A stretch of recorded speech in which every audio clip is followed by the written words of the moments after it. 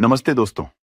दोस्तों, क्या कभी आपने सोचा है, अगर बात निवेश की हो तो केवल 3 साल का निवेश करना पड़े, और बात रिटर्न्स की हो तो लाखों रुपए मिलें, और बात टैक्स की हो तो टैक्स भी ना देना पड़े, तो कैसा रहेगा? तो आप यहां पर कहेंगे, इससे अच्छा क्या हो सकता है? जल्दी बताइए, ऐसा कौन सा फंड है? उसकी टर्म्स एंड कंडीशंस क्या हैं? निवेश कितना करना पड़ेगा? रिटर्न कितना मिलेगा? दोस्तों, वीडियो पूरी देखिए, आपको सारी बातें बताई जाएंगी।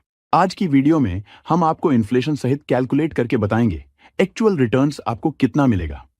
और दोस्तों, आपने बहुत सी वीडियोस देखी होंगी जिनमें सिर्फ कैलकुलेशन दिखाई जाती है, आपको लाखों का फंड मिलेगा या फिर करोड़ों का फंड मिलेगा, लेकिन उसमें ना तो इन्फ्लेशन काउंट की जाती है और ना ही टैक्स काउंट होता है। लेकिन ये वीडियो कंप्लीट वीडियो होगी, इसलिए वीडियो को लास्ट तक देखना। दोस्तों, चलिए बिना देरी किए वीडियो शुरू करते हैं। दोस्तों, हम जिस फंड की बात कर रहे हैं उसका नाम है SBIELSS tax saver fund direct plan growth. दोस्तों, यह फंड SBI का है, इसलिए SBI के बारे में तो आपको पता ही होगा। SBI आज के समय में भारत की सबसे ट्रस्टेड बैंक और नंबर 1 म्यूचुअल फंड कंपनी है, और ऊपर से सरकारी भी है। आज के समय में इसका एसेट्स अंडर मैनेजमेंट लगभग 12 लाख करोड़ रुपए से ऊपर का है, तो इस पर्सपेक्टिव से इस पर भरोसा किया जा सकता है। दोस्तों, आइए लौटते हैं वापस फंड पर। दोस्तों, यह fund equity linked saving scheme है, लेकिन ऐसा नहीं है कि इसमें आपको टैक्स नहीं देना पड़ेगा। टैक्स तो देना पड़ेगा, लेकिन उसकी कंडीशन होती है। वह कौन सी कंडीशन है, आगे वीडियो में डिस्कस करेंगे। लेकिन पहले इस फंड की पास्ट परफॉर्मेंस देख लेते हैं। दोस्तों, इस फंड ने पिछले 1 साल में 12.11% का रिटर्न दिया है, और पिछले 3 साल में 24.50% का रिटर्न दिया है, और पिछले 5 साल में 20.06% का रिटर्न दिया है, और ऑल टाइम इसका रिटर्न 18.15% का है। दोस्तों, इसी रिटर्न को बेस मान के आगे कैलकुलेट करेंगे, और ध्यान रखना, यह वीडियो केवल एजुकेशनल पर्पस के उद्देश्य से बनाई जा रही है। इसे निवेश करने की सलाह ना माने। दोस्तों, आज के समय में इसका फंड साइज 31,861 करोड़ रुपए है। दोस्तों, फंड साइज का बड़ा होना इन्वेस्टर्स के भरोसे को दिखाता है। आज के समय में इसका NAV यानी नेट एसेट वैल्यू 485 रुपए है। जब आप किसी म्यूचुअल फंड में निवेश करते हैं तो आपको कुछ यूनिट्स मिलती हैं। उन्हीं में से एक यूनिट का प्राइस NAV कहलाता है। यह मार्केट की परफॉर्मेंस के हिसाब से डे बाय डे चेंज होता रहता है। इस फंड का एक्सपेंस रेशियो 0.88% है। यह एक छोटी सी फीस होती है जो फंड हाउस निवेश मैनेज करने के बदले आपसे लेता है। दोस्तों, यह हुई इस फंड की फंडामेंटल एनालिसिस। लेकिन निवेश करने के लिए इतना ही देखना पर्याप्त नहीं होता है, और भी बहुत कुछ देखना होता है। आइए उसे भी देख लेते हैं। इस फंड का अल्फा रेशियो 7.08 है।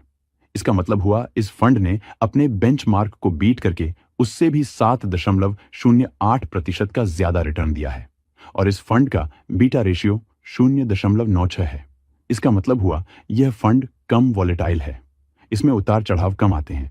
यह निवेश करने के लिए सूटेबल है। आइए दोस्तों, एक नजर इस फंड की होल्डिंग एनालिसिस पर डालते हैं। यह फंड फाइनेंशियल सेक्टर में 36.31% का निवेश करता है, और एनर्जी एंड यूटिलिटीज में 13.69% का निवेश करता है, और टेक्नोलॉजी क्षेत्र में 13.04% का निवेश करता है, और मटेरियल्स में 11.79% का निवेश करता है। बाकी नीचे बचे हुए सेक्टर आप देख सकते हैं, और कितने कितने परसेंट बाकी सेक्टर में निवेश करता है। दोस्तों, यह फंड इन सेक्टर से संबंधित लगभग 75 कंपनियों में निवेश करता है। आइए यहां पर कुछ कंपनियों के नाम देख लेते हैं, जैसे HDFC bank, Reliance industries, axis bank, Kotak Mahindra bank. ये कंपनियां इस फंड की टॉप होल्डिंग्स हैं। दोस्तों, आइए देखते हैं आप इस फंड में निवेश कैसे कर सकते हैं। दोस्तों, निवेश दो माध्यम से किया जा सकता है। पहला, SIP के माध्यम से मिनिमम 500 रुपये से शुरू कर सकते हैं। दूसरा, लंप सम के माध्यम से मिनिमम 5,000 रुपये से शुरू कर सकते हैं। मैक्सिमम की कोई लिमिट नहीं है, आप जितना चाहे उतना पैसा निवेश कर सकते हैं। लेकिन इस फंड में केवल 3 साल का लॉक इन पीरियड है। निवेश करने के लिए आपको कोई भी डीमैट अकाउंट की जरूरत नहीं पड़ती है। आप निवेश के लिए SBI योनो ऐप या फिर किसी भी थर्ड पार्टी ऐप जैसे पेटीएम, ग्रो, एंजल वन का इस्तेमाल कर सकते हैं। दोस्तों, एक नजर टैक्स पर भी डालते हैं। अगर आप इस फंड में निवेश करते हैं तो आपको टैक्स कितना देना पड़ेगा? पहला टैक्स है STCG यानी short term capital gain tax, जो आपके 1 साल से पहले विड्रॉल पर लगता है। यह आपके कुल लाभ का 20% होता है। और दूसरा टैक्स है LTCG यानी long term capital gain tax. यह टैक्स 1 साल बाद आप कभी भी अपने पैसों को निकालते हैं तब लगता है। यह आपके कुल लाभ का 12.5% होता है। दोस्तों, अगर आपका कुल लाभ 1 साल में 1,50,000 रुपए से ऊपर होता है, तब आपको यह टैक्स देना पड़ता है। दोस्तों, यहां पर आपके मन में सवाल आता होगा, जब यह फंड टैक्स सेवर है तो यहां टैक्स क्यों देना पड़ेगा? तो दोस्तों, चलिए इसे कैलकुलेट करके समझते हैं। दोस्तों, हम मान लेते हैं आप इस फंड में 5,000 रुपए महीने SIP करते हैं और इन्फ्लेशन रेट RBI की मॉनेटरी पॉलिसी के अनुसार भारत में हर साल 6 से 7% बढ़ रही है और इस फंड का एक्सपेंस रेशियो 0.88% है। तो प्रतिवर्ष आपके लाभ में से 7% इन्फ्लेशन रेट और 0.88% एक्सपेंस रेशियो डिडक्ट होगा और इस फंड का ऑल टाइम रिटर्न 18.15% है। तो इस हिसाब से एक्चुअल रिटर्न आपका जो बनेगा 18.15% से 7.88% माइनस करके 10.27% बचेगा। यह आपका एक्चुअल रिटर्न है जो आपको मिलेगा। चलिए कैलकुलेट करके देखते हैं। दोस्तों, 5,000 रुपए महीने की SIP से कुल 3 साल में आपकी जमा राशि होगी 1,80,000 रुपए। क्योंकि आपको इस पर 10.27% सालाना के हिसाब से रिटर्न भी मिला है, तो उसे मिलाकर 3 साल बाद इस पैसे की टोटल वैल्यू 2,10,123 रुपए हो जाएगी। आप चाहे तो ऐसे निकाल भी सकते हैं और छोटा मोटा इस पैसे से काम भी कर सकते हैं। पर अगर बात बेटी की शादी की हो तो आपको ये 2,10,123 रुपए को एक लंबे समय के लिए लमसम इन्वेस्ट कर देना है। मतलब आपको हर महीने 5,000 रुपए 3 साल तक निवेश करने हैं और इसके बाद एक भी पैसा जमा नहीं करना। जो भी जुड़कर पैसा बना उसे लंबे समय के लिए छोड़ देना है, जैसे FD में छोड़ देते हैं। तो चलिए देखते हैं कि अगर आप 2,10,123 रुपए को 10 साल के लिए छोड़ देंगे तो आपका रिटर्न 10.27% के हिसाब से बनेगा 3,49,929 रुपए और फाइनल पैसे की वैल्यू हो सकती है 5,60,052 रुपए और 20 साल में आपका रिटर्न बनेगा 12,82,616 रुपए और फाइनल पैसे की वैल्यू हो सकती है 14,92,739 रुपए। और अगर आपने 30 साल के लिए इन्वेस्ट किया तो आपका रिटर्न बनेगा 37,68,557 रुपए और फाइनल पैसे की वैल्यू हो सकती है 39,78,680 रुपए। दोस्तों, अगर आप इन्फ्लेशन काउंट ना करें तो 30 साल बाद आपके फंड की वैल्यू हो सकती है 1,65,00,000 रुपए। दोस्तों, आपको यह कैलकुलेशन गलत लग रही होगी क्योंकि आप सोच रहे होंगे कहां 1,65,00,000 रुपए और कहां 39 लाख रुपए, इतना बड़ा डिफरेंस कैसे? तो दोस्तों, आपको थोड़ा आसान भाषा में समझाने की कोशिश करता हूं।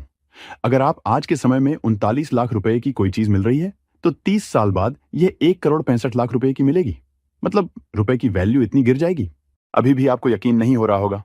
कोई बात नहीं, हम एक एग्जाम्पल लेकर समझते हैं। दोस्तों, 1990 में सोने की कीमत 3,200 रुपये प्रति 10 ग्राम थी। आज के समय में लगभग 1,50,000 रुपये प्रति 10 ग्राम है। क्या हम ऐसा कह सकते हैं कि आज 1,50,000 रुपये की वैल्यू गोल्ड के हिसाब में केवल 3,200 रुपये की है? अब यहां पर एक और सवाल।